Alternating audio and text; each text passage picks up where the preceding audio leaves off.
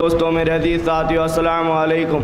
میں نے آپ کے سامنے جس آیت شریفہ کی تلاوت کی وہ سورہ بنی اسرائیل کی آیت ہے جس کا ترجمہ یہ ہے کہ حق آیا اور باطل مٹ گیا، بے شک باطل مٹنے ہی والا تھا۔ حضرت امام الکائنات مہدی موعود علیہ السلام سے پٹن میں بہت سارے اللہ کو چاہنے والے تصدیق سے مشرف ہوئے۔ جب ملک مبارز الملک نے سنا کہ بندگی میاں رضی اللہ تعالیٰ عنہ اور ملک مشکور کے تمام بھتیجوں نے حضرت امام علیہ السلام کی تصدیق کی ہے اور حضرت بندگی میاں شیخ المیر رضی اللہ تعالیٰ عنہ امامنا علیہ السلام کے ہمراہ جانے والے ہیں، تو اسی بنا پر ملک مشکور نے ایک کاغذ سلطان محمود بیگڑا سے حضرت امامنا علیہ السلام کے اخراج کے بارے میں حاصل کیا اور اس کو امامنا علیہ السلام کے پاس بھیجا تھا۔ تو اسی وقت امامنا علیہ السلام نے فرمایا کہ ملک مبارز الملک نے جلدی کر کے یہ نیک نامی کیوں مول لی؟ اس لیے کہ ہم کو بھی ہمارے صاحب یعنی اللہ کا فرمان ہو چکا تھا کہ اے سید محمد یہاں سے آگے بڑھ جا۔ اس کے بعد حضرت مہدی موعود علیہ السلام پیرا پٹن سے نکل کر قصبہ بڑلی میں تشریف لے گئے، جو پیرا پٹن سے 3 کوس کے فاصلے پر ہے۔ بڑلی میں شہنشاہ ولایت امامنا علیہ السلام کے قامت 18 مہینے رہی۔ حضرت امام الکائنات خاتم ولایت محمدی صلی اللہ علیہ وسلم نے بفرمان رب العزت دعوے مہدویت ظاہر فرمایا۔ جب میرا علیہ السلام شہر پیرا پٹن میں خدم سعادت بفرمان رب العزت لائے تو اس محبوب لا یزالی کی دعوے موقد مہدویت کے واقع ہونے کی سرزمین یہی تھی۔ بڑلی میں امام نور العلا نور کے دست مبارک پر اس 18 مہینے کی مدت میں بہت سارے اشخاص نے اس شہنشاہ کی تصدیق کی اور ترک دنیا کی۔ جب حضرت بندگی میاں شیخ المیر رضی اللہ تعالیٰ عنہ کو ان کے نانا ملک مبارز الملک نے اس خوف سے کہ وہ حضرت مہدی موعود علیہ السلام کے ہمراہ چلے جائیں گے اپنے محل کے 12 خانے میں نظر بند کر دیا تھا۔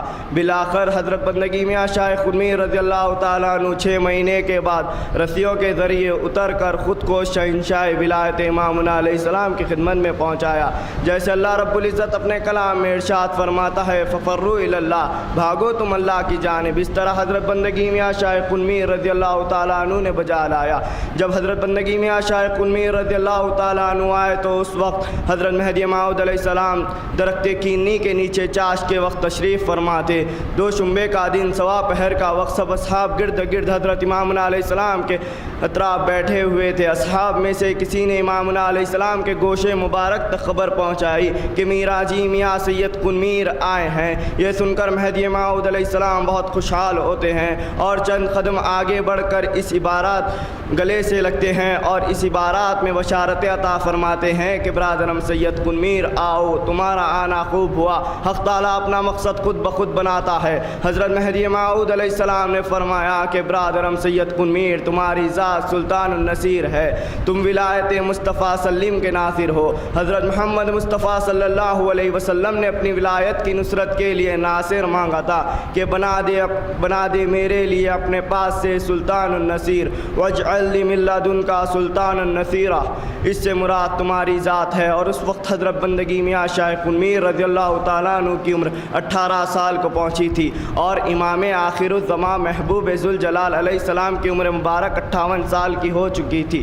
سن 905 ہجرت نبی صلی اللہ علیہ وسلم سے تھا کہ جس وقت حضرت خاتم ولایت محمدی علیہ السلام نے بفرمان پروردگار رب العزت واضح طور پر بہرحال ارشاد فرماتا ہے کہ جذبات کے شروع دن سے 18 سال کی مدت ہوئی ہے کہ فرمان حق تعالیٰ بغیر کسی واسطے کے ہوتا ہے کہ اے سید محمد تو مہدی موعود ہے۔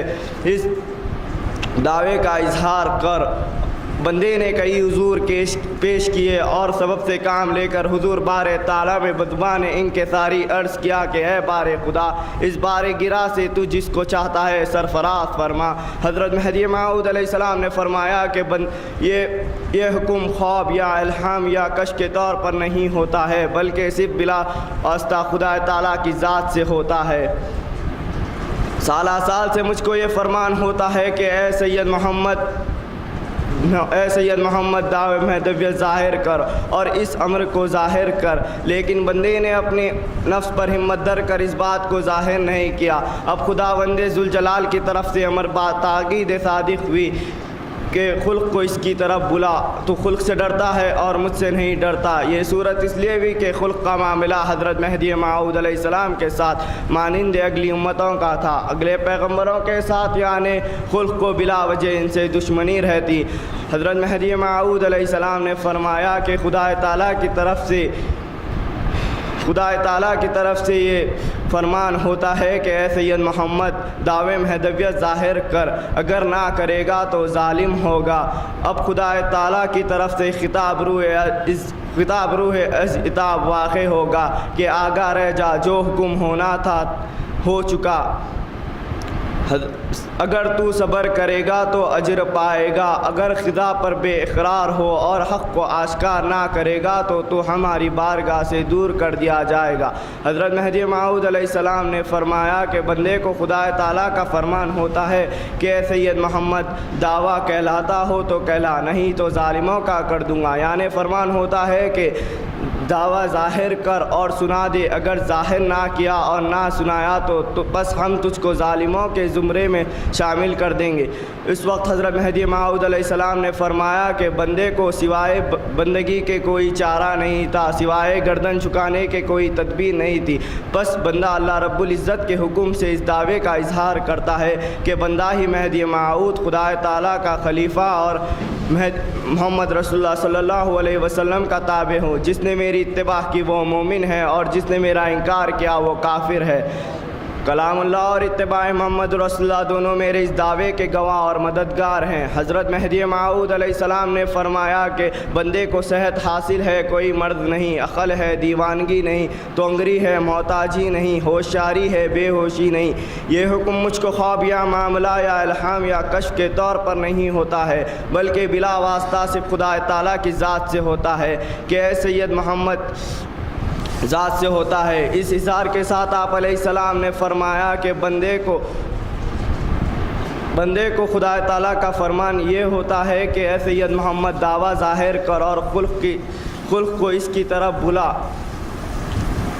اور حضرت مہدی موعود علیہ السلام نے فرمایا کہ خدا تعالیٰ کا فرمان ہوتا ہے کہ افمن کان علی ربہ علی بینہ من ربہ ویتلو شاہد من اللہ تا آخر تیری حجت ہے۔ اور حضرت مہدی موعود علیہ السلام نے دعویٰ فرمایا اور میں نے معلوم کیا کہ لفظ من جو عام چند آیات میں آیا ہے وہ حضرت مہدی موعود علیہ السلام کے حق میں ہے، یعنی بندے کے حق میں ہے۔ حضرت امام الکائنات سید محمد مہدی موعود علیہ السلام نے جو کچھ مانند قرآن میری زبان سے نکلتا ہے، یعنی جو کچھ معنی میری قرآن سے نکلتے ہیں اللہ کی تعلیم سے اور اللہ کے حکم سے ہے۔ بندہ اگر خلوت میں بیٹھ کر خدا کا مطالعہ کرتا ہے اور معنی سوچ کر آ کر بیان کرتا ہے تو بندہ ظالم اور اللہ پر افترا کرنے والا ہوگا۔ وآخر دعوانا الحمدللہ رب العالمین۔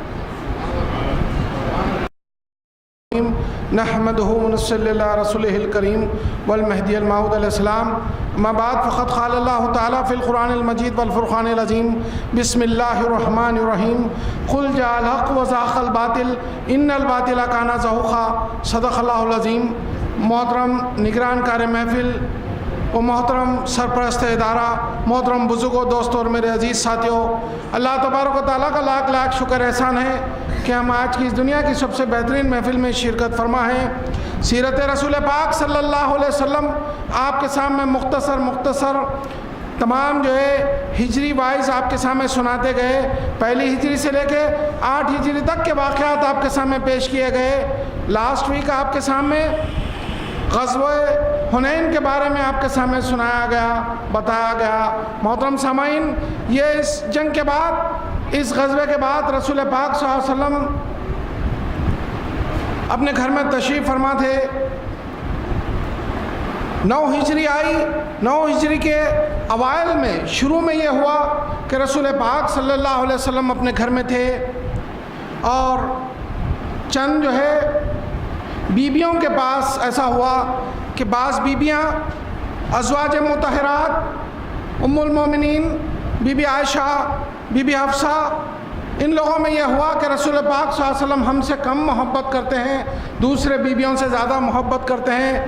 اس اعتبار سے رسول پاک صلی اللہ علیہ وسلم کو بھی بڑی تکلیف ہوئی جب آپ یہ سنیں کہ ازواج میں یہ ہو رہا ہے کہ رسول پاک صلی اللہ علیہ وسلم چند کو چاہتے ہیں، چند کو نہیں۔ تو آپ نے کہا کہ ایسا نہیں ہے، بلکہ جو ہے رسول پاک صلی اللہ علیہ وسلم نے یہ فرمایا کہ آپ ہر ایک سے اتنی ہی محبت کرتے ہیں جتنی کی جانی چاہیے۔ رسول پاک صلی اللہ علیہ وسلم جس وقت یہ فرما رہے تھے تو بی بی عائشہ رضی اللہ تعالیٰ عنہ جو حضرت ابوبکر صدیق کی دختر ہیں، اور بی بی حفصہ رضی اللہ تعالیٰ عنہ جو حضرت عمر فاروق رضی اللہ تعالیٰ عنہ کی بیوی ہیں، یہ دونوں نے یہ کہا کہ آپ بی بی جو ہے زینب کے پاس زیادہ دیر بیٹھتے ہیں اور ان سے زیادہ محبت کرتے ہیں۔ یہ 9 ہجری کے واقعات تھے۔ سیرت رسول پاک صلی اللہ علیہ وسلم میں جیسے یہ بات آئی، آپ اندازہ لگائیے کہ رسول پاک صلی اللہ علیہ وسلم کی یہ معاملہ چل رہا ہے، ایسے میں پروردگار عالم قرآن مجید کے اندر جو یہ حکم فرماتا ہے کہ رسول پاک صلی اللہ علیہ وسلم کی جو بیویاں ہیں ان کے بارے میں آپ اندازہ لگائیے کہ گھر کے تعلق سے بھی جو ہے پروردگار عالم قرآن میں یہ آیت نازل فرماتا ہے کہ جو رسول اللہ کی بیویاں ہیں ان سب کو اگر خدا، رسول اور آخرت چاہیے تو وہ اسی حالت میں رسول اکرم صلی اللہ علیہ وسلم سے محبت کرے، اور اگر نہیں تو اللہ تبارک و تعالیٰ ان کو ان کا حق ادا کر دے گا، ان کے لیے دنیا کھول دے گا۔ تو آپ دیکھیے کہ پروردگار عالم کی طرف سے یہ بات جب آئی، رسول پاک صلی اللہ علیہ وسلم نے یہ بات جب اپنے بیویوں کو سنائی تو اسی وقت تمام بیویوں نے یہ کہا کہ ہم کو اللہ، اس کا رسول اور ہم کو آخرت چاہیے۔ آپ اندازہ لگائیے کہ یہاں بات صرف گھر کی ہے، ازواج مطہرات کی ہے، لیکن پھر بھی پروردگار عالم نے اس کو قرآن کی آیت بنا دیا۔ پروردگار عالم نے ہر مسلمان کے لیے قیامت تک کلام اللہ میں پڑھنے کی آیت بنا دیا، اس لیے کہ رسول پاک صلی اللہ علیہ وسلم کا ہر لمحہ، ہر آپ کا عمل خدا کی طرف سے تھا، چاہے وہ گھر کا معاملہ ہو، چاہے وہ باہر کا معاملہ ہو، چاہے وہ عبادت کا معاملہ ہو، چاہے وہ جنگ میں غزوات کا معاملہ ہو، چاہے کوئی بھی معاملہ ہو، رسول پاک صلی اللہ علیہ وسلم کا ہر عمل، ہر بات، ہر قول، ہر فعل آپ کا اللہ کی طرف سے تھا۔ اللہ تبارک تعالیٰ آپ کو بھیج کر ہر لمحہ آپ کو اپنی نگہبانی میں رکھا تھا۔ ہر لمحہ رسول پاک صلی اللہ علیہ وسلم کی دل کی کیفیت سے اللہ تبارک تعالیٰ اچھی طرح واقف تھا، اور کیوں نہ ہو، کیونکہ آپ ذاکرین کے سردار ہے، جو اللہ کا ذکر کرتا ہے۔ اللہ تبارک تعالیٰ فرماتا ہے کہ میں اس کے اتنے قریب بن جاتا ہوں، وہ اس کے اتنا قریب ہو جاتا ہوں کہ میں اس کے ہاتھ بن جاتا ہوں جس سے وہ کام کرتا ہے۔ اللہ تبارک تعالیٰ فرماتا ہے جو اللہ کا ذکر مسلسل کرتا ہے، میں اس کی آنکھ بن جاتا ہوں جس سے وہ دیکھتا ہے، میں اس کے جو ہے کان بن جاتا ہوں جس سے وہ سنتا ہے، میں اس کی زبان بن جاتا ہوں جس سے وہ بولتا ہے۔ یہاں تک کہ پروردگار عالم نے یہ الفاظ استعمال فرمائے کہ جو ذاکر ہوتا ہے میں اس کے پیر بن جاتا ہوں جس سے وہ چلتا ہے۔ تو معلوم یہ ہوا کہ جو انسان اللہ کا دن رات ذکر کرتا ہے، اللہ تبارک تعالیٰ کی ذات میں اس طرح فنا ہو جاتا ہے کہ وہ گویا خدا کی ذات میں فنا ہو کر خدا ہو رہا ہے۔ محترم سامعین، جب ایک انسان جو ہے، ایک معمولی انسان خدا کی ذات میں فنائیت حاصل کر سکتا ہے، تو پھر دیکھیے یہ ذاکرین کے سردار تھے، رسول پاک صلی اللہ علیہ وسلم دن رات اللہ کا ذکر کرنے والے تھے، تو بھلا آپ کی باتوں کو پروردگار عالم کیسے بھلا سکتا تھا، کیسے چھوڑ سکتا تھا؟ اس اعتبار سے 9 ہجری کے اندر یہ واقعات پیش ہوئے، اور اسی واقعات میں ایک واقعہ یہ آیا کہ حضرت بی بی حفصہ رضی اللہ تعالیٰ عنہ جو حضرت عمر فاروق رضی اللہ تعالیٰ عنہ کی دختر ہیں، ان سے جو ہے رسول پاک صلی اللہ علیہ وسلم نے جو ہے 3 ہجری میں نکاح فرمایا تھا۔ یہ 9 ہجری کے واقعات چل رہے ہیں۔ ایسے میں جب حضرت عمر فاروق رضی اللہ تعالیٰ عنہ کو پتہ چلا کہ رسول پاک صلی اللہ علیہ وسلم سے ان کی بیویاں جو ہے ناراض ہے، حالانکہ ایسا کوئی واقعہ پیش نہیں تھا، لیکن جیسے ہی آپ کے کان میں یہ بات پڑی کہ بیویاں ناراض ہیں تو آپ فوراً اپنی دختر کے پاس گئے اور تنبیہ کیا، تو انہوں نے کہا کہ میں ان سے رسول پاک صلی اللہ علیہ وسلم سے ناراض نہیں ہوں، یہ افواہ اٹھائی گئی ہے۔ تو آپ فوراً دوڑتے ہوئے رسول پاک صلی اللہ علیہ وسلم کے پاس آئے۔ تو آپ دیکھیے جیسے ہی رسول پاک صلی اللہ علیہ وسلم کے پاس حضرت عمر فاروق آئے، اور جب آپ کو اجازت ملی جو ہے حجرے میں آئے، تو انہوں نے دیکھا کہ رسول پاک صلی اللہ علیہ وسلم بوریے پہ لیٹے ہوئے۔ جیسے آپ اٹھے اس بوریے پہ سے آپ کے بدن مبارک پر بوریے کے نشانات پڑ گئے ہیں، آپ کی آنکھوں میں آنسو آ گئے، حضرت عمر فاروق کی آنکھوں میں آنسو آ گئے کہ قیصر و کسریٰ جو ہے دنیا کے باغ و بہار میں جو سو اپنے عیش و آرام کر رہے ہیں، اور کائنات جس کے لیے بنائی گئی، جس کے نام سے جو ہے اسلام کو پیش کیا گیا، جس کے صدقے میں جو ہے آخرت سنور سکتی ہے، ان کا یہ عالم ہے کہ وہ بوریے پہ سو رہے ہیں۔ آپ نے نظر گھما کر دیکھا تو حجرے میں صرف ایک جگہ پر جو ہے ایک کسی جانور کی کھال ہے اور کہیں جو ہے پانی کا مشغلہ ہے، بس ان چند چیزوں کے علاوہ رسول پاک صلی اللہ علیہ وسلم کے پاس کچھ نہیں ہے۔ آپ زار و خطار رونے لگے تو حضرت رسول پاک صلی اللہ علیہ وسلم نے کہا کہ عمر روتے کیوں ہو؟ تو آپ نے فرمایا کہ رسول اللہ صلی اللہ علیہ وسلم آپ کی اس حالت کو دیکھ کر، آپ کی اس انکساری المزاجی کو دیکھ کر بندے کی آنکھوں میں آنسو آ گئے کہ دنیا عیش و آرام کر رہی ہے اور آپ اس طرح جو ہے بوریے پہ سو رہے ہیں۔ تو رسول پاک صلی اللہ علیہ وسلم نے فرمایا کہ اے عمر، کیا تم اس بات سے راضی نہیں کہ یہ دنیا دار لوگ دنیا لے جائیں، ان کے لیے دنیا ہو اور ہمارے لیے آخرت ہو؟ رسول پاک صلی اللہ علیہ وسلم کا یہ فرمانا یہ اس بات کی طرف نشاندہی تھی کہ آپ یہ بتا رہے تھے، اپنی امت کو یہ سبق دے رہے تھے، دیکھو دنیا میں جو عیش و آرام کرتا ہے اور خدا کو بھول جاتا ہے، اس کے لیے آخرت نہیں ہے۔ جو شخص دنیا کو چھوڑ کر خدا کی یاد میں اتنا منہمک ہو جائے کہ دنیا کا عیش و آرام بھول جائے، وہی شخص آخرت میں جو ہے عیش کرے گا، وہی شخص آخرت میں خدا کی یاد میں خدا کا دیدار کرے گا، وہی شخص آخرت کی نعمتوں کا مستحق ہوگا۔ محترم سامعین، جیسے 8 ہجری کے واقعات میں آپ نے یہ سنا کہ جہاں انصار نے یہ کہا تھا کہ یا رسول اللہ صلی اللہ علیہ وسلم ہم کو کچھ مال غنیمت نہیں مل رہا ہے، تو آپ نے کیا جملہ فرمایا تھا؟ گزشتہ اتوار کو آپ نے سنا تھا کہ محترم سامعین، اللہ کے رسول صلی اللہ علیہ وسلم نے فرمایا تھا کہ اے انصار، کیا تم اس بات سے راضی نہیں کہ یہ لوگ مال غنیمت لے جائیں، اونٹ بکریاں چاندی سب کچھ لے جائے، ہتھیار لے جائے، اور کیا تم اس سے خوش نہیں کہ تمہارے حصے میں رسول پاک صلی اللہ علیہ وسلم آئے؟ تو ان لوگوں نے جو سب سے پہلے جو ہے رونا شروع کیا وہ یہ تھا کہ ہم نے جو گستاخی کر دی، مال کی طرف نظر کی، اس لیے وہ روتے گئے۔ لیکن پھر اس کے بعد جب ان کو جو ہے یہ خوشی ہوئی کہ رسول پاک صلی اللہ علیہ وسلم ہمارے ساتھ آ رہے ہیں تو ان کا غم دور ہو گیا۔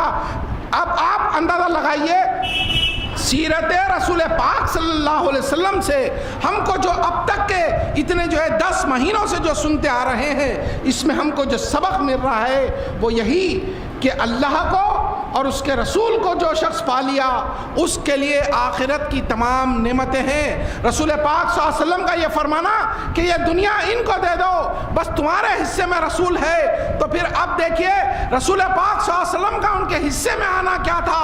ان کے حصے میں آنا خدا کے آنے کے برابر تھا۔ رسول پاک صلی اللہ علیہ وسلم کا ان کے حصے میں آنا آخرت کی تمام نعمتیں ان کے حصے میں آنے کے برابر تھا۔ محترم سامعین، آج اگر اسی جملے کو پکڑ کر ہم مہدویت کا مطالعہ کرتے ہیں تو ہم کو پتہ چلتا ہے کہ مہدی موعود علیہ السلام جو تعلیم دے رہے ہیں وہ یہی کہ دیکھو دنیا کو چھوڑ دو، دنیا کی جو ہے نعمتوں کو چھوڑ دو، اس کے پیچھے نہ بھاگو، اس کے پیچھے اگر تم بھاگو گے پھر تم کو آخرت نہیں ملے گی۔ اور پھر آخرت ہے کیا؟ آخرت کے بارے میں اللہ کے رسول صلی اللہ علیہ وسلم نے یہی فرمایا کہ اللہ رسول جس کو مل جائے وہ آخرت ہے، اور جب مہدی موعود آ گئے تو ہم یہی کہیں گے کہ اللہ رسول و مہدی جس کو مل جائے اس کے لیے آخرت ہے۔ محترم سامعین، 9 ہجری کے اس واقعات کے ساتھ ساتھ ابھی یہ اوائل یعنی شروع کے واقعات تھے، ایسے میں رسول پاک صلی اللہ علیہ وسلم کو یہ خبر ملی کہ جو روم کا بادشاہ ہے قیصر، وہ مدینے کے مسلمانوں پر حملہ کرنے کے لیے تیاری کر رہا ہے۔ رسول پاک صلی اللہ علیہ وسلم کو جب یہ اطلاع ملی، حالانکہ یہ اطلاع چند مہینوں سے سمائی تھوڑی تھوڑی مل ہی رہی تھی کہ قیصر روم مسلمانوں پر حملہ کرنا چاہتا ہے۔ 8 ہجری کے اندر جس وقت مسلمان جنگ غزوہ موتا ہوئی 3000 کی فوج رسول پاک صلی اللہ علیہ وسلم نے بھیجا، 1,00,000 لوگوں کو آپ لوگوں نے مار کر بھگایا، تو اسی وقت سے سلطنت روم قیصر جو تھا اس نے ارادہ کر لیا تھا کہ مسلمانوں کو جو ہے حملہ کر کے ان کو ختم کر دیا جائے، یہ اسلامی جو پرچم بلند ہوا ہے اس کو جو ہے نعوذ باللہ ڈھا دیا جائے۔ اس کا ارادہ تبھی سے تھا جب اس نے دیکھا کہ یہ لوگ غزوہ موطا میں فتح حاصل کر لیے، اس کے بعد غزوہ حنین ہوئی، اس میں بھی جو ہے سو فتح حاصل کر لیے، لیکن وہ اس کا ارادہ سال 1.5 سال سے چلتا گیا اور وہ اپنی فوج کو جمع کرتا گیا۔ شام کے اندر اس کی حکومت تھی، وہاں کا جو بادشاہ تھا وہ اسی روم قیصر روم کے جو ہے زیر اثر تھا۔ اس نے حکم دیا شام کے تمام لوگوں کو کہ تم لوگ فوج کو تیار کرو، مدینے کے اوپر حملہ کرنا ہے۔ قیصر روم نے اپنی طرف سے بھی چند جو سو فوجوں کو بھیجا، 1 سال کی تنخواہ پہلے سے دے دی گئی، تمام یعنی کہ 40,000 کا لشکر اس نے جمع کیا۔ رسول پاک صلی اللہ علیہ وسلم کو جب یہ خبر ملی تو رسول پاک صلی اللہ علیہ وسلم مدینے سے نکل کر آگے بڑھتے ہیں۔ 1000 میل کا سفر کرنا تھا۔ رسول پاک صلی اللہ علیہ وسلم کو جب یہ خبر ملی کہ قیصر روم اپنی فوج کو تیار کر رہا ہے، یمن کے لوگوں کو لے کر یہ جو سو فوج کو تیار کر رہا ہے، یہ اطلاع کب ملی؟ جب یمن سے چند لوگ آ کر زیتون کا تیل مدینے میں بیچا کرتے تھے، ان تجارت کرنے والے لوگوں سے پتہ چلا کہ قیصر روم یمن کے لوگوں کو لے کر جو ہے فوج تیار کر رہا ہے۔ اللہ کے رسول صلی اللہ علیہ وسلم 9 ہجری کے اندر آپ اپنے تمام صحابہ کو آواز دیتے ہیں۔ جب یہ آواز دی گئی، بڑا کٹھن معاملہ تھا، شدت کی گرمی تھی، فاقے پہ فاقہ چل رہا تھا۔ رسول پاک صلی اللہ علیہ وسلم نے جب یہ آواز دی کہ چلو اب ہم کو جنگ میں جانا ہے، یہ غزوہ تبوک کا واقعہ ہے۔ 9 ہجری کے اندر رسول پاک صلی اللہ علیہ وسلم کے جتنے غزوات شروع ہوئے، 2 ہجری سے لے کر جنگ بدر سے لے کر غزوہ تبوک تک جتنے واقعات ہوئے، آپ دیکھیے کہ اس میں یہ آخری مرحلہ تھا۔ اب غزوہ تبوک کا معاملہ تھا، رسول پاک صلی اللہ علیہ وسلم نکل کر مدینے سے 1000 میل کا سفر کرنا تھا۔ جس مقام پر جنگ ہوئی وہاں پر ایک قلعہ تھا جس کا نام تبوک تھا۔ بعض روایتوں میں آیا ہے کہ وہاں پر ایک ندی تھی، ندی کا نام تبوک تھا، اس اعتبار سے غزوہ تبوک اس جو سو جنگ کا نام رکھا گیا۔ رسول پاک صلی اللہ علیہ وسلم نے آواز دی، تمام جو ہے مدینے کے اندر صحابہ کے پاس شدت کی گرمی ہے، سفر کرنے کے عالم میں کوئی نہیں ہے، اور پھر کئی لوگوں کے پاس فاقے چل رہے ہیں۔ ایسے وقت میں رسول پاک صلی اللہ علیہ وسلم نے آواز دی کہ اب دشمنان اسلام کو مٹانے کے لیے تیار ہو جاؤ۔ تو تمام صحابہ جمع ہو گئے۔ رسول پاک صلی اللہ علیہ وسلم کے جانثار صحابہ حضرت ابو بکر صدیق نے اپنی طرف سے جو کچھ ہوتا تھا لا کر دے دیے۔ یہ آپ کی سیرت کے الگ واقعات ہے، یہ میرا موضوع نہیں ہے کہ ان واقعات کو اور تفصیلی چھیڑا جائے، کسی اور موقع سے آپ کے سامنے سنائے جائیں گے کہ کس اعتبار سے صحابہ رسول صلی اللہ علیہ وسلم نے اپنے جان اور مال کو رسول اکرم صلی اللہ علیہ وسلم کے سامنے پیش کر دیا تھا، جانثاری کر دی تھی۔ محترم سامعین، حضرت ابو بکر صدیق رضی اللہ تعالیٰ عنہ کے مال و متاع کو دیکھ کر حضرت عمر فاروق آگے بڑھتے ہیں، اور ان کے مال کو دیکھ کر تمام دوسرے صحابہ بھی آگے بڑھتے ہیں۔ مال کا ایک انبار تیار ہو جاتا ہے۔ ایسے وقت میں جو ہے بعض لوگوں کے پاس سفر کرنے کے لیے کچھ تھا ہی نہیں، نہ سواری تھی نہ ہتھیار تھے، وہ رونے لگے تو پروردگار عالم نے ان کی بھی تسلی دی۔ قرآن کی آیت نازل ہوئی کہ جو لوگ جنگ کرنے کے لیے جن کے پاس مال نہیں ہے، ہتھیار نہیں ہے، لیکن وہ اشتیاق کرتے ہیں اور روتے ہیں، ان کے لیے جنگ میں اگر وہ نہ جائیں تو ان کے لیے کوئی گناہ نہیں ہے۔ محترم سامعین، ایسے میں رسول پاک صلی اللہ علیہ وسلم 30,000 کا لشکر جمع کرتے ہیں۔ اب یہاں پر چونکہ آپ جو ہے مسلمانوں کی تعداد بڑھ گئی تھی، فتح مکہ ہو گیا تھا، ایسے میں رسول پاک صلی اللہ علیہ وسلم نے جو ہے جیسے ہی آواز دینا تھا، جو لوگ مسلمان ہوئے تھے، اب مسلمانوں کی تعداد بڑھ گئی، 30,000 کا لشکر مسلمانوں کے ساتھ ہو گیا۔ 1000 میل کا سفر کر کے رسول پاک صلی اللہ علیہ وسلم تبوک کے مقام پر جاتے ہیں، اور وہاں 20 دن آپ قیام کرتے ہیں۔ جو فوج آنے والی تھی، جب ان کو یہ اطلاع ملی کہ رسول پاک صلی اللہ علیہ وسلم 30,000 کا فوج لے کر جو ہے تبوک کے مقام پر پہنچ گئے ہیں، تو تمام کے تمام پریشان ہو گئے کہ یہ 1,000 2,000 3,000 یا 12,000 اگر جمع ہو جائیں تو لاکھوں پر بھاری ہو سکتے ہیں، جب 30,000 جمع ہو گئے ہیں تو اب یہ کیا انجام کریں گے؟ اس اعتبار سے جو فوج آ رہی تھی وہ واپس ہو گئی، جنگ ہوئی نہیں۔ جنگ تبوک کے اندر دونوں کا مقابلہ نہیں ہوا، بلکہ مخالف جو فوج تھی وہ دور ہی سے واپس ہو گئی، اور رسول پاک صلی اللہ علیہ وسلم نے وہاں پر جو ہے 20 دن قیام کر کے اپنے چند صحابہ کو آزو بازو کے جو قبائل تھے ان میں بھیجا، تمام لوگوں کو اسلام کی دعوت دی گئی اور کہا گیا کہ دیکھو اگر تم اسلام قبول کر لو گے تو تم کو امن و سلامتی ملے گی، ورنہ تم کو جو ہے کہیں پناہ نہیں ملے گی۔ تمام کے تمام جو ہے آزو بازو کے جتنے قبائل تھے وہ بھی جو ہے مسلمان ہو گئے۔ اس اعتبار سے رسول پاک صلی اللہ علیہ وسلم 9 ہجری میں جو ہے سو جنگ تبوک کے لیے جاتے ہیں، اور پھر جنگ نہیں ہونے پر آپ واپس آ جاتے ہیں۔ تمام لوگ جو ہے سکون کی نیند سوتے ہیں۔ رسول پاک صلی اللہ علیہ وسلم کو اللہ کی طرف سے ایسے میں سود حرام ہونے کی آیت 9 ہجری میں داخل ہوتی ہے۔ آپ اندازہ لگائیے کہ اسلام آ کر اب 22 سال ہو چکے تھے، لیکن آخری میں جو ہے 22 سال ہو چکے تھے، اس وقت جو ہے سود کی جو ہے حرمت کو جو سو پیش کیا گیا، اور اس کے بعد اسی کے اندر آپ اندازہ لگائیے کہ پروردگار عالم نے جہاں 2 ہجری کے اندر جہاں روزوں کے ساتھ زکوٰۃ کا بھی حکم فرمایا تھا لیکن اس کا نصاب نہیں تھا، اللہ کے رسول صلی اللہ علیہ وسلم نے 9 ہجری کے اندر تمام زکوٰۃ کے جو طریقے ہیں، کتنی زکوٰۃ نکالنا ہے، کون کون شخص زکوٰۃ نکالنا ہے، یہ 9 ہجری کے اندر طے کیا گیا۔ اس اعتبار سے 9 ہجری کے اہم واقعات یہاں پر ختم ہوتے ہیں۔ چونکہ مہمان مقرر بھی آ چکے ہیں تو میں آپ تمام کے سامنے اللہ سے دعا کرتے ہوئے اپنی جگہ لوں گا کہ یا اللہ تو ہم سب کو صحیح معنوں میں سیرت رسول پاک صلی اللہ علیہ وسلم سننے، سنانے اور سمجھانے کی توفیق عطا فرما، اور اپنے خاص فضل سے اپنا دیدار عطا فرما، آمین۔ وآخر دعوانا الحمدللہ رب العالمین۔ حمد و ثنا اللہ تبارک و تعالیٰ کے لیے سزاوار ہے۔ ہزاروں درود و سلام ہو خاتم النبیین احمد مجتبیٰ محمد مصطفیٰ صلی اللہ علیہ وسلم پر، اور خلیفۃ اللہ معمور من اللہ داعی اللہ حضور میرا سید محمد جون پوری مہدی موعود علیہ الصلاۃ والسلام پر۔ محترم سامعین حضرات، کل کا دن جو گزر چکا ہے وہ حضرت سیدنا عثمان رضی اللہ تعالیٰ عنہ کی شہادت کا دن تھا۔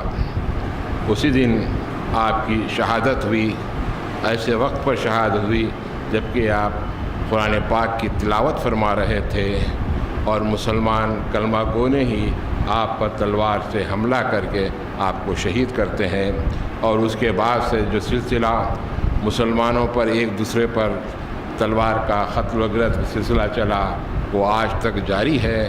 ہم اخبارات میں دیکھتے ہیں کہ ہر مسلم ممالک میں ایک مسلمان دوسرے مسلمان سے لڑ رہا ہے، کئی مسلمان شہید ہو رہے ہیں، در بدر ہو رہے ہیں، گھروں سے بے گھر، یہاں تک کہ حکومت سے بھی نکل کر دوسرے حکومتوں میں دوسرے مقامات پر جا کر رہائش پذیر ہو رہے ہیں، اور ایسے ممالک میں جا رہے ہیں جو یورپین ممالک میں جا رہے ہیں جہاں پر ان کا بحیثیت مسلمان رہنا، زندگی گزارنا نہایت مشکل ہے۔ چند حالات دیکھیں گے آئندہ 5-10 سال کے بعد جتنے بھی مسلمان وہاں سے مسلم ممالک سے نکل کر یورپ ممالک میں جا رہے ہیں وہ عیسائیت کو قبول کر لیں گے۔ یہ پیشین گویاں چل رہی ہیں، تو وقت ایسا وقت کا یہ کیا ہے، قیامت کا زمانہ ہے۔ تو حضرت عثمان رضی اللہ تعالیٰ عنہ کی کلی شہادت ہوئی۔ زندگی کا ہم ایک رسول بنا لیں کہ جس دن بھی جس بزرگ کی وفات ہے یا شہادت ہے یا ان کی ولادت ہے تو کوشش یہ کرے کہ اس دن اس کا کردار اپنے آپ میں نبھانے کی کوشش کریں، اس کردار کو اپنانے کی شاعری کریں۔ اور سیدنا عثمان رضی اللہ تعالیٰ عنہ کی کردار کا سب سے بڑی خوبی ہے کہ اللہ کے رسول صلی اللہ علیہ وسلم فرماتے ہیں عثمان میں حیا کا کوئی ثانی نہیں، اتنے حیادار تھے، اتنے شرمدار تھے، یہاں تک کہ فرشتے بھی ان سے حیا کرتے تھے۔ تو آج ہم اپنی زندگی کا جائزہ لیتے ہیں، دیکھتے ہیں کہ جہاں ہماری اپنی قوم میں مسلمان برادر میں 100% حیا و شرم تھی، آج اس کا گراف گرتے گرتے 1 ہندسے میں آ گیا ہے۔ صرف 9 حصے ہی آج ہم میں شرم و حیا رہے گی۔ اس کا پس منظر یہی ہے کہ آج ہم ہر گھر میں دیکھتے ہیں، میرے گھر میں بھی دیکھتا ہوں، ٹی وی چل رہا ہے، نانا نانی بھی دیکھ رہے ہیں، دادا دادی بھی دیکھ رہے ہیں، بچہ بھی دیکھ رہا ہے، بہو بھی دیکھ رہا ہے، سب دیکھ رہے ہیں بیٹھ کر، اور ٹی وی پہ جو مناظر آ رہے ہیں، جو سیریل چل رہے ہیں، وہ شرم و حیا سے دور۔ آج ہمارا یہ حال، گھر کا یہ حال ہو گیا ہے، شرم و حیا بالکل ختم ہو چکی ہے۔ تو حضرت سیدنا عثمان رضی اللہ تعالیٰ عنہ کی شہادت ہمیں یہ پیغام دے رہی ہے کہ اگر تم مسلمان ہو، تم کلمہ کو ہو، شرم و حیا کو اپناؤ۔ سب سے اچھا لباس جو ہے شرم و حیا کا لباس ہے، پاکیزی کا ہے، جس میں شرم بھی ہوتی ہے، اس میں عبادت بھی اچھا ہو، جس کا مزہ لگتا ہے۔ اور سب سے بڑی خوبی اللہ کی راہ میں دینے کا۔ حضرت سیدنا عثمان رضی اللہ تعالیٰ عنہ نے اللہ کی راہ میں سب کچھ قربان کر دیا۔ حضور نبی کرم صلی اللہ علیہ وسلم فرماتے ہیں میں سب کا احسان اگر دے سکتا ہوں، سوائے ابو بکر صدیق اور عثمان رضی اللہ عنہ کی جو ایثار و اسلام کی ترقی میں کیا ہے، اس کا احسان کا بدلہ میں نہیں دے سکتا۔ آپ نے سب کچھ اللہ کی راہ میں لٹا دیا۔ جب بھی آئے، جیسے تبوک کا موقع ذکر آیا تھا، وہاں سب کچھ لا کر دے دیا۔ 900 گھوڑے بتائے جاتے ہیں تشریف میں، 900 گھوڑے آپ نے جنگ میں، کئی مال و زر آپ نے اللہ کی راہ میں قربان دے۔ یہ عثمان رضی اللہ تعالیٰ عنہ کی سیرت کا۔ اور سب سے بڑا جو اہم سیرت کا واقعہ ہے، صلح حدیبیہ کا واقعہ، تو ہم نے 2 ہفتے قبل سنے تھے کہ دیکھیے اطاعت امیر بہت ضروری ہے۔ آج مسلمان جو کس رہے ہیں، پٹ رہے ہیں، مر رہے ہیں، وہ کیا ہے؟ اطاعت کا جذبہ ان میں ختم ہو چکا ہے۔ ہر ایک اپنے آپ کو بڑا، اپنی پیر، اپنی بادشاہ کر سمجھا بیٹھا ہوا ہے۔ جب تک کہ مسلمان میں اطاعت کا جذبہ تھا، وہ ترقی تھے اور تبلیغ بھی ہو رہی تھی۔ جب سے اطاعت ختم ہو چکی، ہم بھی سکڑ گئے ہیں، محدود بھی سکڑ گئی ہے۔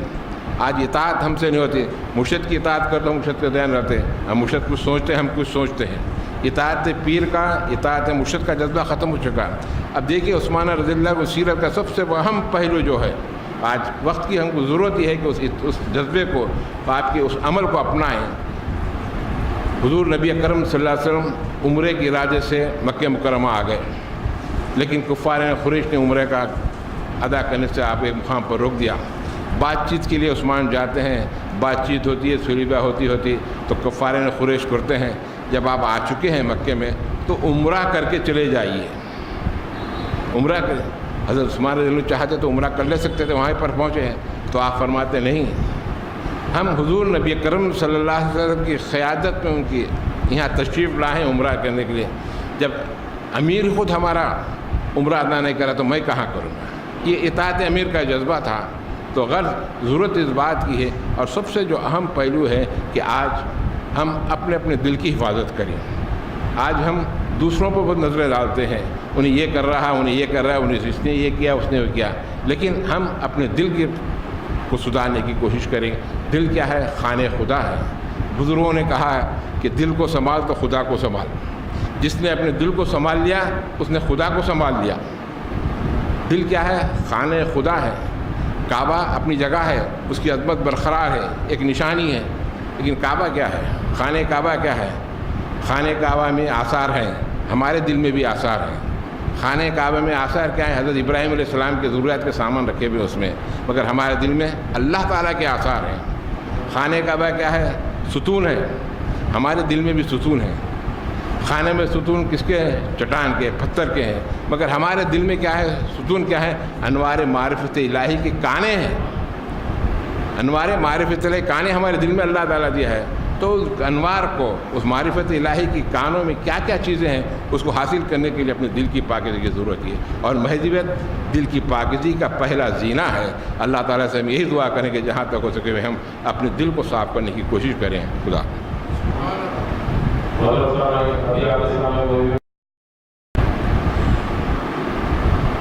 دیدار محمد کے ہے سب ہی تمنائی، لیکن ہے کہاں حاصل ہر ایک کو بینائی۔ دیدار محمد کے ہے سب ہی تمنائی، لیکن ہے کہاں حاصل ہر ایک کو بینائی۔ لیکن ہے کہاں حاصل ہر ایک کو بینائی، صدقے میں محمد کے بخشے گا خدا ہم کو، صدقے میں محمد کے بخشے گا خدا ہم کو، محشر میں ہماری تو ہوگی نہیں رسوائی، محشر میں ہماری تو ہوگی نہیں رسوائی، اللہ کے نبی کا تو شیدا ہے زمانہ یہ، اللہ کے نبی کا تو شیدا ہے زمانہ یہ، ایک ہم ہی نہیں ان کے اللہ بھی ہے شیدائی، ایک ہم ہی نہیں ان کے اللہ بھی ہے شیدائی۔ شعر پیش کرتا ہوں۔ جس سمت بھی دیکھوں میں اللہ نظر آئے،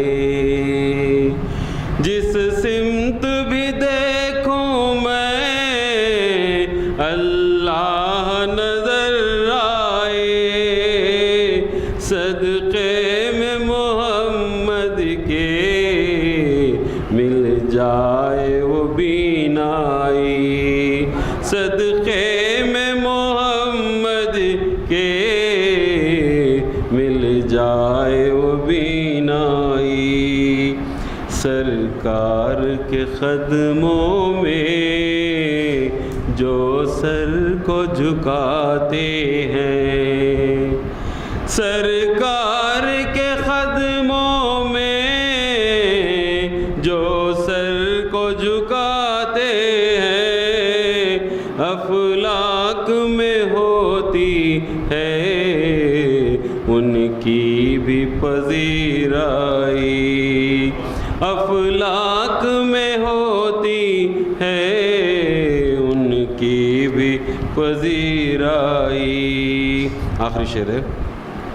وہ شافی محشر اور امت کے بھی رہبر ہیں، وہ شافی محشر اور امت کے بھی رہبر ہیں، عصیان کے ماروں کی امید یہ بر آئی، عصیان کے ماروں کی امید یہ بر آئی۔ مختصر دل خود بھی سعید اپنا ویرانہ تھا ویرانہ،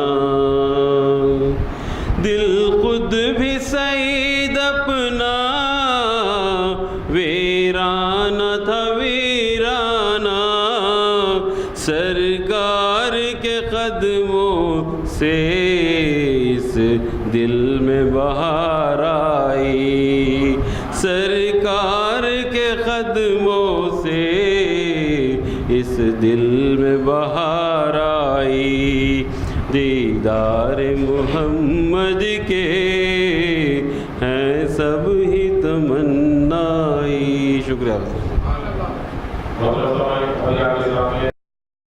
وعلى آلهم الطيبين الطاهرين، ثم الصلاة والسلام على سيد الأولياء الكاملين وأصحابهم الراشدين العابدين، أما بعد، قال الله تعالى في القرآن المجيد: فمن كان يرجو لقاء ربه فليعمل عملا صالحا ولا يشرك بعباده ربه أحدا۔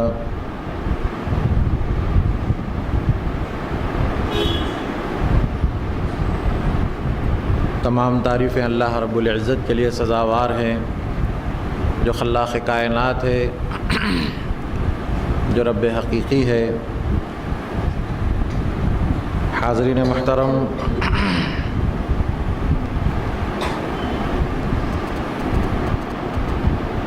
جس آیت شریفہ کو عنوان بنایا گیا یہ سورہ کہف کی آخری آیت کا ایک حصہ ہے۔ باعتبار ترتیب 18ویں صورت ہے، باعتبار نزول 69ویں صورت ہے۔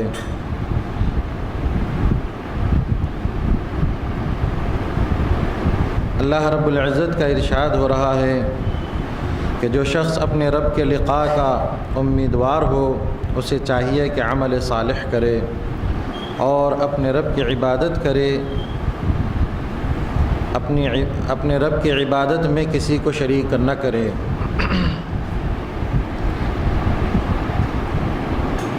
حاضرین محترم، امامنا مہدی موعود علیہ السلام کا فرمان ہے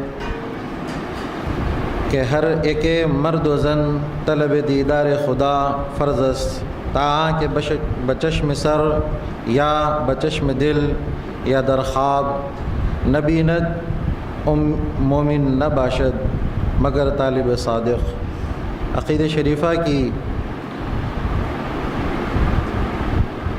یہ روایت آپ کے سامنے رکھی گئی، جس کا ترجمہ ہے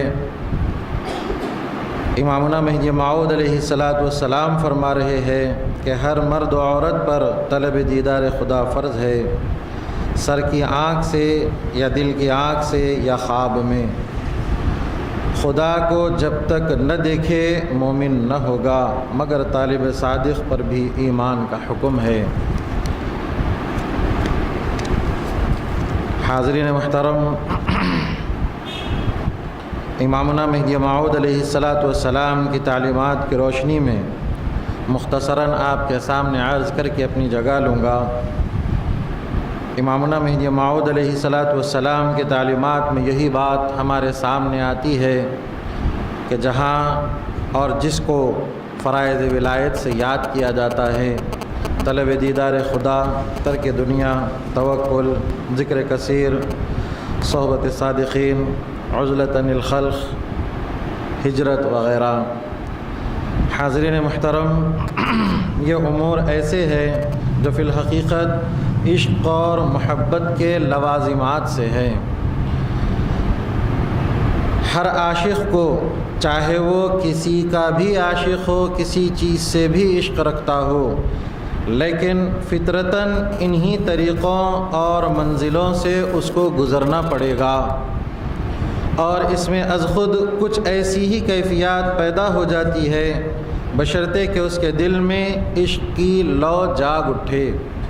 حاضرین محترم، خاص بات یہ ہے کہ جہاں تعلیمات امامنا مہدی موعود علیہ السلام پر ہم بات کرتے ہیں، تعلیمات امامنا کو سنتے ہیں، سناتے ہیں، سمجھتے ہیں، سمجھاتے ہیں، لیکن یہ بات ہمارے ذہنوں میں رہنی چاہیے کہ جہاں عشق ہے وہاں تمام کی تمام باتیں ہمارے سامنے آئیں گی، چاہے اس سال کا اختتام ہو یا پھر آئندہ سال کی شروعات ہو، عشق سے ختم ہوتی ہے اور عشق سے شروع ہوتی ہے۔ اس سے پہلے بھی آپ کے سامنے الگ انداز سے عشق کی بات رکھی گئی۔ مختصر بات یہ ہے کہ امامنا مہدی موعود علیہ السلام کی تعلیمات کا خلاصہ فی الحقیقت یہی ہے کہ جس میں عشق ہو اور اخلاص ہو، اس کو لازمی طور پر عمل کرنے کی طرف خود اللہ ہی لے کر چلا جائے گا۔ حاضرین محترم، جیسا کہ ابھی آپ نے سنا کہ امامنا مہدی موعود علیہ السلام کا فرمان کہ اللہ کا دیدار کرنا لازم ہے، فرض ہے، چاہے وہ سر کی آنکھ سے ہو، دل کی آنکھ سے ہو یا خواب میں ہو۔ لیکن اس کے ساتھ ساتھ امامنا مہدی موعود علیہ السلام نے ایک خاص بات رکھی، طلب صادق جس کے پاس ہے وہ بھی ایمان کے درجے میں آتا ہے۔ حاضرین محترم، ابھی آپ نے بھائی نعمت اللہ خان صوفی اور محترم مقصود علی خان صاحب قبلہ سے یہی بات سنی ہے کہ جہاں اخلاص ہے، جہاں علم ہے، جہاں عمل ہے، وہاں یہ تمام باتیں ہیں۔ امامنا مہدی موعود علیہ السلام کی تعلیمات کو اگر لینا ہے تو یہ اصول بالکل غلط ہے جو ہم بنا چکے ہیں کہ جب وقت آئے گا تو ہم یہ کام کریں گے، وقت آئے گا تو وہ کام کریں گے۔ یاد رکھیے، اس سے پہلے بھی آپ کے سامنے رکھی گئی بات کہ ذکر اللہ کا جو معاملہ ہے وہ ہم پر لازم اور ملزوم ہے، لازم اور ملزوم ہے۔ ذکر اللہ کے لیے نہ کوئی قید ہے، نہ کوئی شرط ہے، نہ کوئی اصول ہے، نہ کوئی قاعدہ ہے، نہ کوئی قانون ہے۔ خود قرآن میں اللہ رب العزت کا ارشاد ہے کہ تم ٹھہرے بیٹھے لیٹے ذکر کرو۔ ذکر کے جب ہم اپنے آپ کو عادی بنائیں گے تو خود بخود اللہ کو ہم یاد کریں گے، تو اللہ کا اعلان ہے میں تم کو یاد کروں گا۔ شرط یہ ہے کہ ہم اللہ کو یاد کرنے کے اپنے آپ میں ایک خاص طور پر توجہ کرنے کی بات یہی ہے کہ ہم ذکر اللہ کو جاری و ساری کرنے کی کوشش کریں۔ آج الحمدللہ ثم الحمدللہ وہ اذہان، وہ معلومات اور وہ باتیں عام ہے جو ایک زمانے میں نہیں تھی، لیکن ایک خاص بات یہ ہے کہ اللہ کے رسول صلی اللہ علیہ وسلم کا ارشاد ہے کہ علم کی کثرت ہوگی، یعنی قیامت کے قریب علم کی کثرت ہوگی لیکن عمل ندارد ہوگا۔ آج ہمارے پاس علم کی کثرت ہے الحمدللہ ثم الحمدللہ، لیکن خاص بات یہ ہے کہ جہاں ہم تعلیمات امامنا پر سنتے ہیں، سناتے ہیں، سمجھتے ہیں، سمجھاتے ہیں، وہاں ہم اس مجلس سے ہو یا کوئی مجلس سے ہو یہ ارادہ کر کر اٹھیں کہ اب سے میں ذکر اللہ کرتا رہوں گا۔ دن میں ایک مرتبہ 10 منٹ کے لیے آپ بیٹھیں اور ذکر اللہ کریں۔ عام ہے، کوئی اجازت کی ضرورت نہیں، کوئی پریشانی کی ضرورت نہیں، الا اللہ تو ہے، لا الہ نہیں، ہر ایک کو معلوم ہے۔ سانس لینا ہے اور سانس چھوڑنا ہے، سانس پر ذکر کا مدار ہے، سانس پر ذکر کا بیس ہے، اس کے لیے کوئی شرط نہیں ہے۔ ہم یہ کہتے ہوئے یا کہلاتے ہوئے نظر نہ آئیں کہ میرے کو ذکر اللہ نہیں معلوم، سب کو معلوم ہے۔ شرط یہ ہے کہ ہم شروع کریں۔ ہجرت کی باتوں کے بارے میں ہم جانیں، ہجرت کیا تھی کیا نہیں، زیادہ دیر کی ضرورت نہیں ہے، بمشکل آپ 1 مہینے میں تعلیمات امامنا سے بالکل واقف ہو جائیں گے۔ مختصر طور پر ہم کو معلوم ہوگا کہ تعلیمات کیا ہیں، اس کے بعد ہمارے اندر وہ چیز خود بخود آتی چلی جائے گی۔ آپ دیکھیے کہ نماز کے لیے وقت مقرر ہے، فجر کی نماز کا وقت مقرر ہے، ظہر کی نماز کا وقت مقرر ہے، عصر کا وقت مقرر ہے، مغرب و عشاء کا وقت مقرر ہے، لیکن ذکر اللہ کا کوئی وقت مقرر نہیں ہے۔ اگر آپ کو ذکر اللہ کرنے کا عادی بننا ہے تو آپ بسم اللہ کریے، بسم اللہ کریے، اور یہ سوچئے کہ یاد رکھیے جب ہم ارادہ کریں گے اللہ رب العزت باضابطہ اعلان کرتا ہے تم 1 قدم میرے طرف آگے بڑھو، میں تمہارے 10 قدم کو قریب کر لوں گا۔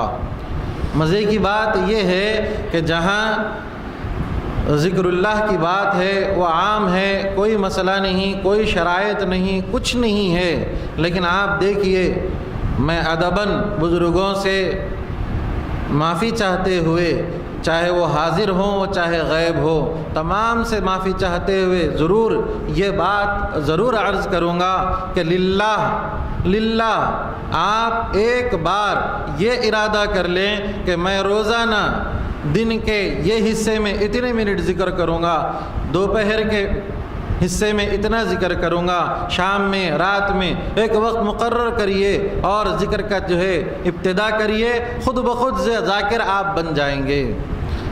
آج ہماری حالت 25 قسم کے باتوں کے کہنے اور کہلانے کی ہے، اس سے بڑھ کر اگر کہوں تو غلط نہ ہوگا، سننے سنانے کی بھی کیپیسٹی ہے لیکن عمل کرنے کی کوئی نہیں۔ آج دیکھیے کہ ذکر کا معاملہ آتے ہی، ذکر کی باتیں آتے ہی ہمارے ذہنوں میں فوراً آتا ہے فجر کی نماز کے بعد اور عصر کی نماز کے بعد۔ اس سے ہٹ کے کچھ بھی یاد نہیں آتا۔ یاد رکھیے کہ وہ فرض ہے۔ امامنا مہدی موعود علیہ السلام نے ان اوقات کو باضابطہ فرمایا ہے، ان اوقات پر بیٹھیں گے، بہت کچھ لے کر اٹھیں گے، لیکن جو فرض ہے وہ ہمارے اندر جاری و ساری رہنا چاہیے، اس لیے کہ ذکر دوام ہے، ہمیشہ ہمیشہ کرنا ہے۔ اگر سانس رک گئی تو ذکر ختم ہے، سانس جاری و ساری ہے تو ذکر لازمی ہے۔ اغیار کو دیکھیں، چاہے وہ تسبیح پڑھ رہے ہوں یا نہ پڑھ رہے ہو، لیکن تسبیح چلتے رہتی ہے۔ حیرت کی بات یہ ہے کہ ہمارے نام، جس کا نام لیوا ہم ہیں، امامنا مہدی موعود علیہ السلام نے تو یہ فرمایا کہ ذکر جب تک قائم رہے گا تب تک ہماری سانس جو ہے چلتی رہے گی۔ ذکر دوام تو ہم پر فرض قرار دیا ہے۔ حاضرین محترم، دوسری باتوں کو کہتے ہوئے یہ بھی کہنا غلط نہ ہوگا کہ جہاں ترک دنیا کا معاملہ ہے، ترک دنیا کے معاملے میں ہم یہی سوچتے ہیں کہ ایک وقت مقررہ پر ہم ترک دنیا کریں گے اور ایمان کے جو بشارت ہے اس میں داخل ہوں گے۔ ترک دنیا سے پہلے بھی اس کے جو لوازمات ہے ہم حاصل کر سکتے ہیں، اس کے لوازمات پر ہم چل سکتے ہیں۔ امامنا مہدی موعود علیہ السلام کی تمام تعلیمات کا لب لباب اور خلاصہ اگر اس پیرائے میں دیکھا جائے تو ایک ہی سامنے آتا ہے کہ بس ہم اپنے آپ کو چھوڑ دیں، ختم کر دیں، قید میں نہ رکھیں۔ امامنا مہدی موعود علیہ السلام نے یہ بھی فرمایا، جو امامنا سے پہلے بزرگ آئے ہیں، کسی نے 12 سال کے روزے رکھے، کسی نے اپنے آپ کو الٹا لٹکا لیا، کوئی اپنے آپ کو ہمیشہ کے لیے ایک دال یا ایک چیز پر اپنے آپ کو قید کر لیا۔ امامنا نے فرمایا یہ قید کیوں؟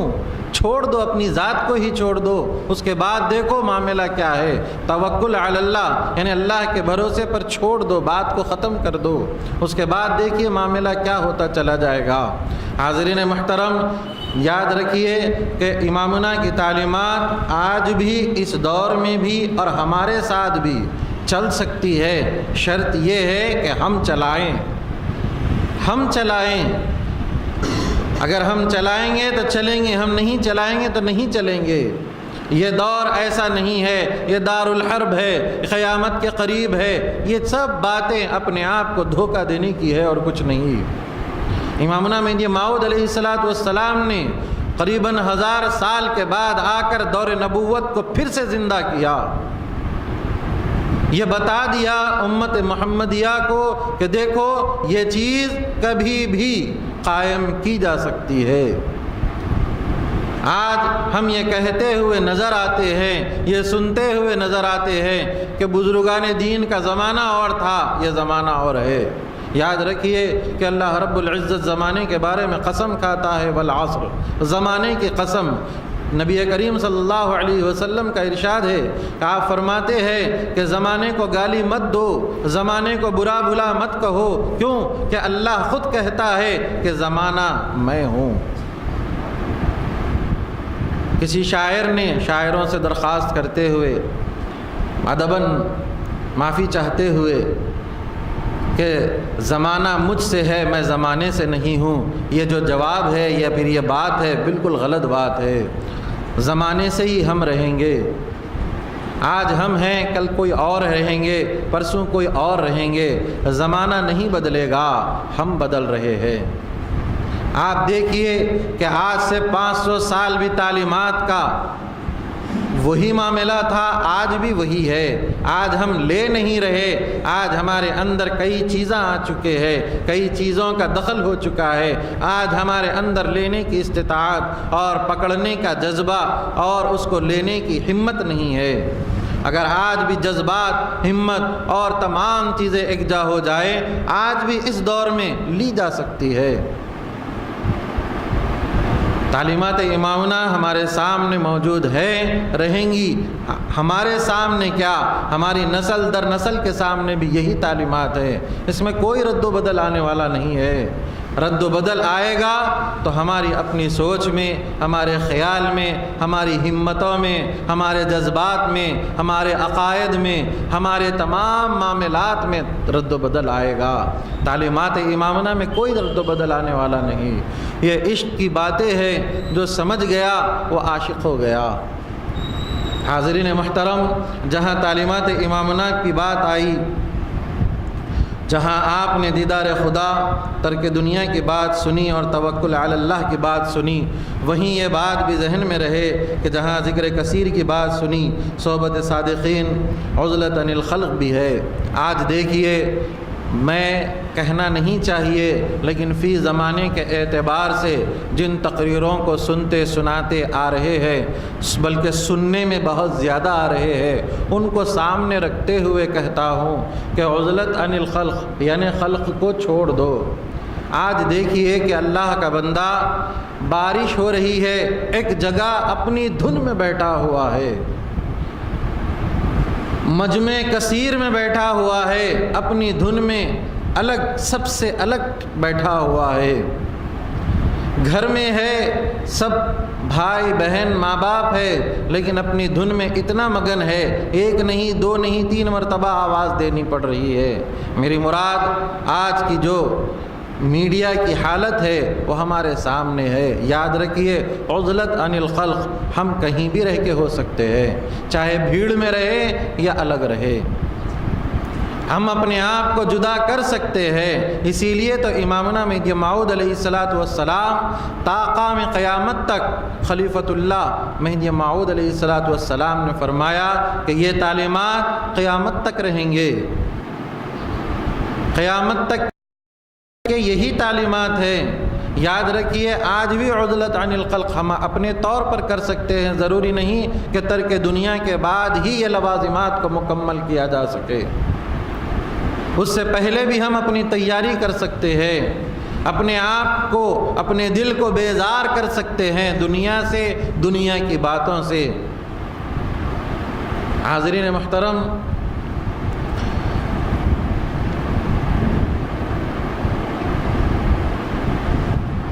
اگر یہ بات بولوں تو غلط نہ ہوگا کہ آج جو دین سے شغف رکھتے ہیں، دین سے واقف ہے، دینی معاملات میں ہے، دین سیکھ رہے ہیں، سکھا رہے ہیں،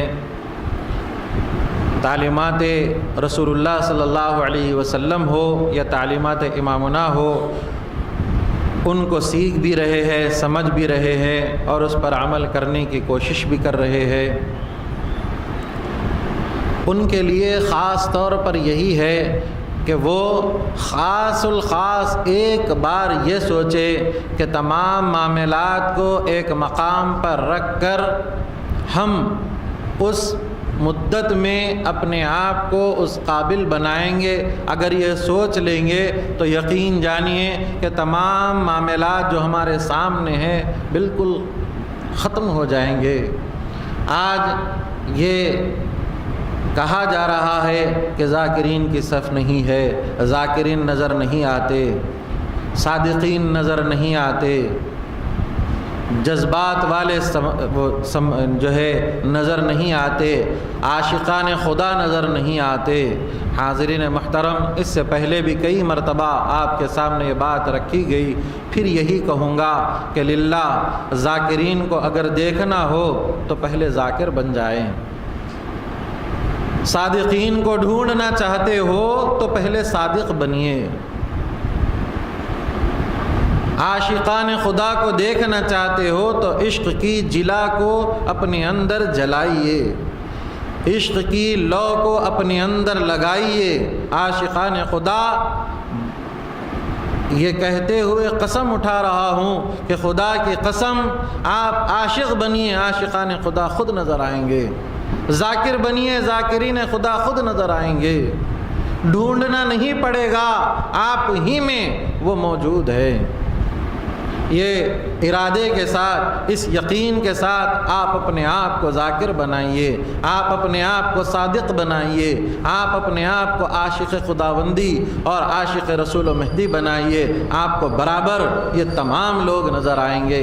شرط یہ ہے کہ ذاکر کو ذاکر نظر آئے گا، صادق کو صادق نظر آئے گا۔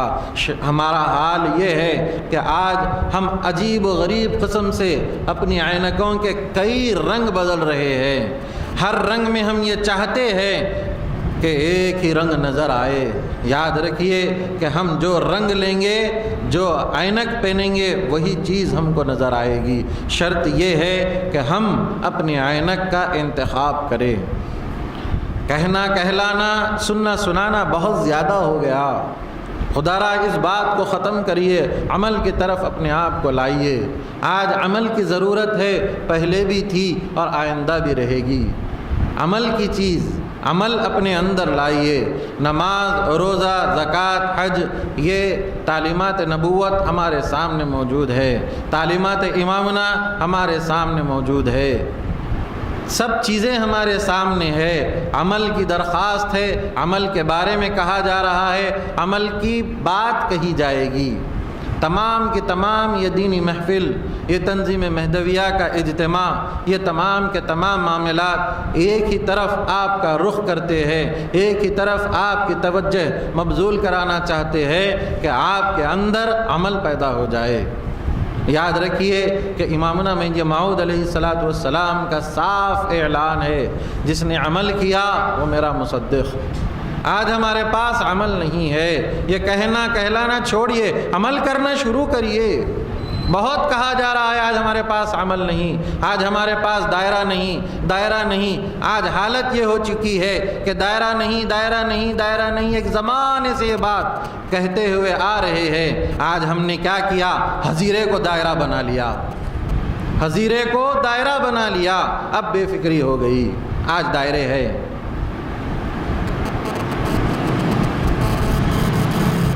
دائرے کے بارے میں پڑھیے، نہیں پڑھ سکتے تو سنیے، نہیں سن سکتے تو کسی سے پوچھئے دائرہ کیا ہوتا ہے اور حضیرہ کیا کہلاتا ہے۔ آج حضیرہ دائرہ ہو گیا، دائرہ ختم، پریشانی ہی نہیں رہی۔ آج عوام الناس پوچھے گی دائرہ کیا ہے؟ نہیں پوچھے گی، کیونکہ ان کو معلوم ہے حضیرے کو دائرہ کہتے ہیں۔ پہلا نام حضیرہ تھا، اب نیا نام دائرہ ہے۔ حاضرین محترم، یاد رکھیے کہ ہم اپنے باتوں کو سامنے رکھیں گے اور کئی باتیں ہمارے سامنے آئیں گی، لیکن شرط یہی ہے کہ ہم اپنے آپ کو بنانے کی کوشش کریں، عمل کرنے کی کوشش کریں۔ بات کو ختم کرتے ہوئے اتنی ہی درخواست ہے کہ ذاکر بننے کے لیے آپ ذکر شروع کریں، الا اللہ تو لا الہ ہونے۔ کیا مسئلہ ہے؟ مسئلہ کیا ہے؟ 10 منٹ بیٹھیے، 10 منٹ بیٹھیے، 5 منٹ بیٹھیے، شروع کریے، اس کے بعد آپ کو خود اس کے اندر لذت محسوس ہوگی۔ الحمدللہ ثم الحمدللہ، آپ مصدقان مہدی اور مصدق پیدائشی ہیں۔ جو تصدیق کر کے باضابطہ آتا ہے اس سے پوچھئے کہ تصدیق کیا ہوتی ہے۔ الحمدللہ ہم پیدائشی مصدق ہیں، تو ہم کو کوئی فکر کی بات نہیں ہے، بس ذکر شروع کرے اور ابتدا کرے۔ یاد رکھیے کہ ہمارے پاس، ہمارے اپنے ہاتھ میں ہے کہ ہم تعلیمات امامنہ پر چلنا چاہ رہے ہیں یا نہیں چلنا چاہ رہے ہیں، یا پھر ہم کب تک سنیں گے؟ 1 سال، 2 سال، 4 سال، 6 سال، 10 سال، 15 سال، 20 سال، 40 سال، 50 سال، اس کے بعد ترک دنیا کرنے کے بعد ذکر اللہ شروع کریں گے، یا اب سے شروع کر دیں گے؟ یاد رکھیے کہ ذکر اللہ ہی سب سے بڑی اہم چیز ہے۔ آج ہمارے پاس ذکر اللہ آ جائے گا، ہمارے تمام معاملات خود بخود ختم ہوتے چلے جائیں گے۔ حاضرین محترم، اللہ سے یہی دعا ہے کہ مجھ کو اور آپ کو سننے سنانے سے زیادہ عمل کرنے کی توفیق عطا فرمائے، آمین۔ اے اللہ ہم سب کو صحیح معنی میں تیرا فرما بردار اور رسول و مہدی کا فرما بردار بنا دے۔ ان کے طفیل و صدقے میں اے اللہ ہم کو اپنے ماں باپ کا صحیح معنوں میں فرما بردار بنا، آمین۔ اے اللہ ہم سب کو صحیح معنی میں بزرگوں کا ادب کرنے والا بنا، آمین۔ وآخر دعوانا ان الحمدللہ رب العالمین۔